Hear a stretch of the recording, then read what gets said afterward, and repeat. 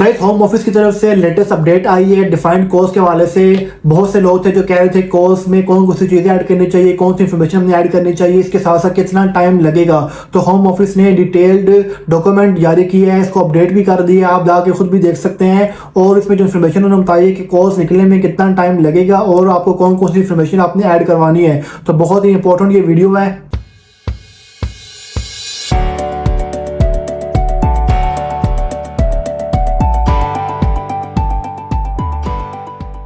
अस्सलाम वालेकुम गाइस, मेरा नाम शादेब खान, आप देख रहे हैं मेरे चैनल देसी boy in UK.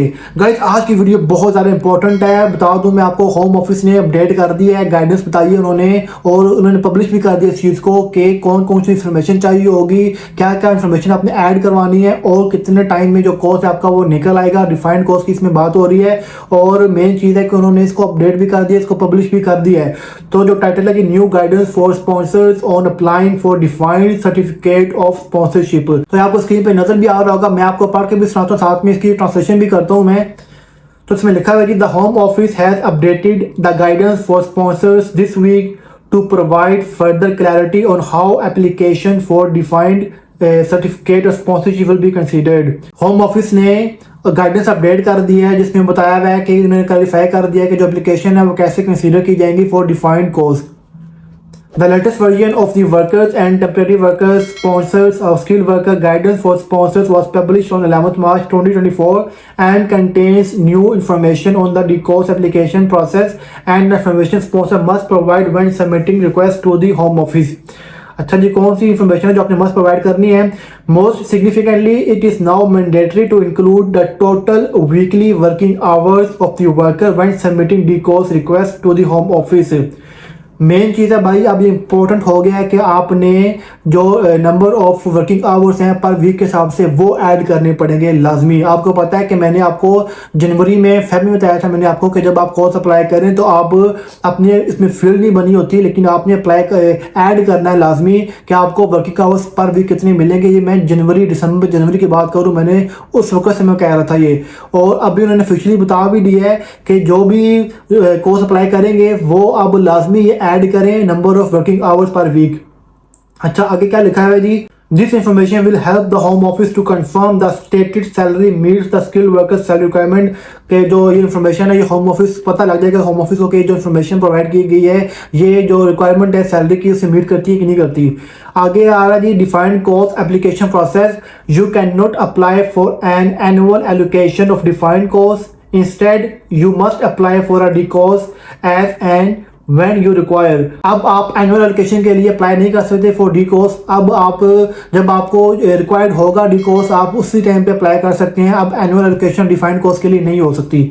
You can apply for more than one D course in a single application. आप एक से ज़्यादा भी डिफाइंड कोर्स के लिए अप्लाई कर सकते हैं through single application, provided the role details including start date, occupation code, job description and salary on each course are the same। तो ये वाली इंफॉर्मेशन है, स्टार्ट डेट हो जाएगी, जॉब की स्टार्ट डेट की बात हो रही है, ऑक्यूपेशन कोड हो जाएगा, जॉब डिस्क्रिप्शन हो जाएगी, सारी चीज़ें साथ में सैलरी भी इसके ऊपर मस्ट मेंशन आपने करनी है। Application must be submitted using the online sponsorship management system. There is no additional fee beyond the standard course fee, which is currently £239 for the skilled worker route। वही system है इनका जो SMS sponsorship management system के जरिए आपने apply करना है और उसकी जो स्टैंडर्ड फी होगी £239 होगी for skilled worker. If your application is straight forward, ये वाला जो पैराग्राफ है बड़ा इंपॉर्टेंट है। If your application is straight forward and does not require any further information you will usually receive a decision with in 1 working day. अगर आपकी application हुई straight forward और एडिशनल इंफॉर्मेशन रिक्वायर ना हुई तो विद इन 1 वर्किंग डे आपका जो defined course है वो निकल आएगा, एलोकेट हो जाएगा। If your application is successful, the defined course will be allocated to your SMS account ready to be assigned to a worker। अगर आपकी एप्लीकेशन सक्सेसफुल हो जाएगी तो वो आपको लोकेट हो जाएगी to your SMS account ready to be assign to a worker. उसके बाद आप साइन कर सकते हैं वर्कर को। Once a D course has been allocated to your account you must assign it to a worker within 3 months or it will be remove from your account. 3 महीने के अंदर आपको असाइन करना पड़ेगा ये वर्कर को। अगर नहीं करेंगे तो ऑटोमेटिकली वो रिमूव हो जाएगा आपके अकाउंट से or it will be removed from your account। You should therefore only apply for a defined course if you genuinely intended to assign it within this time frame। However, the Home Office may reject your DCOS application for a number of reasons. Home office आपकी जो application है वो reject कर सकता है। इसकी number of reasons हैं, बताइए कौन कौन सी। Including if they are not satisfied that a job meets the skill और salary requirements of the route. जो जॉब है वो स्किल के साथ मैच नहीं कर रही, बंदे की डिग्री किसी और में, काम किसी और के लिए आ रहा है, या उसके पास जो एक्सपीरियंस है वो किसी और चीज़ का शो किया हुआ है और जॉब की जो रिक्वायरमेंट है वो और है। इसके साथ साथ अगर सैलरी की रिक्वायरमेंट भी अगर मैच नहीं करती तो आपका कोर्स रिजेक्ट हो सकता है। आगे कह रहे हैं if you have used and in associate occupation code for the role, अगर आपका जो ऑक्यूपेशन कोड है वो और है और जॉब आपकी और है तब भी आपका कोर्स रिजेक्ट हो जाएगा। If they have reasonable grounds to believe the job is not a genuine role और if you have provided false और misleading information in your application, अगर आपने कोई मिसलीडिंग इन्फॉर्मेशन प्रोवाइड की हुई इस बेसिस के ऊपर भी आपका जो कोर्स है वो रिजेक्ट हो सकता है। और अगर जो होम ऑफिसर होगा उसको लगे यार आपने कोई गड़बड़ की है या फिर आपने कोई 2 नंबरी कार इसको ऐसी वाइब्स आ रही हो तो उस केस के ऊपर भी आपका वो जो कोर्स है वो रिजेक्ट कर सकता है। For this reason, it is important to be as accurate as possible when inputting the required details on your application. You can find detailed information on how to complete DCOS application and how to assign DCOS in SMS Manual 12. जो आपका employer होगा उसको पता होगा, वो जाके खुद check भी कर सकता है। अगर उसको नहीं पता, जो लोग ने न्यू जो कंपनी ओपन की है कि कैसे आपने फिल करना है, कैसे आपने अप्लाई करना है, तो ये सारी इन्फॉर्मेशन गाइडेंस वो ऑनलाइन पढ़ी हुई आप जाके चेक कर सकते हैं।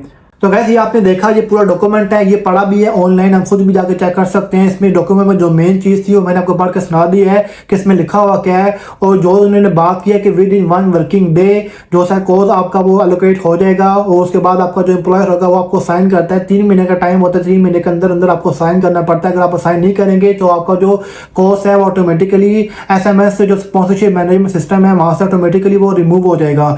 तो ये डिपेंड करता है फिर आपके एम्प्लॉयर के ऊपर कब आपको साइन करता है। इसके साथ साथ जो उन्होंने बात की है मेन चीज़ है कि विद इन 1 वर्किंग डे आपका जो कोर्स है वो निकल आएगा। तो क्या वाकई ऐसा होगा? तो वैसे आप देखना ये है कि क्या वाकई विद इन 1 वर्किंग डे या within 2 week at least within a week क्या आपका कोर्स निकल के आएगा या नहीं आएगा। ये उनकी बात हो रही है जिनकी जो एप्लीकेशन है वो स्ट्रेट फॉरवर्ड है, और जिनकी नॉट स्ट्रेट फॉरवर्ड है तो वो ऑफ कोर्स उनके ऊपर टाइम लगेगा। तो वैसे ये थी आज की वीडियो थी, वीडियो को तो पसंद आई होगी। अगर आपने चैनल को सब्सक्राइब नहीं किया तो कर दें, वीडियो को लाइक और शेयर कर दें ताकि आपको मजीद अपडेटेड इन्फॉर्मेशन मिलती रहे। और मुझे लाजमी कमेंट करके बताइए कि कौन कौन लोग हैं जिन्होंने इस महीने अप्लाई किया है कोर्स के लिए, ताकि अगर आपका कोर्स जल्दी निकल के आता है तो मुझे बताइएगा ताकि मैं आपका इंटरव्यू कर सकूं और आपसे इन्फॉर्मेशन लेके बाकी के साथ भी शेयर कर सकूं। तो गाइस देखते रहिए मेरा चैनल देसी बॉय इन यूके।